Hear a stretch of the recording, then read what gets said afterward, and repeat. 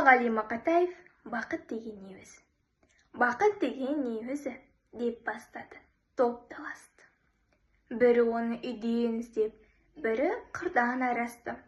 Бір айтады: «Бақыт деген барлық байлық емес пе? Керегенше кие берсең, бақыттысың емес пе?» Бір айтады: «Жоқ, бақыт деген қолың жетпес мансап қой. Жұрттан көрі жүрсең керек, соның өзі жақсат қой». Бір айтады: «Бақыт деген жерік мініп той тойлау, ісің болмай кебегменен қарын тойса карт ойнау». Бір айтады: «Бақыт деген адал жар мен перзент қой, ынтымаққа ырыс келген, ол да соған ермек қой». Пікірлердің таласына осылай мен жолықтым, бақыт адам баласына келмес оңай, сонықты. Безбеймін мен баладан да, байлықтан да, жардан да, мансап жетпес бар адамға үлестіріп алғанда.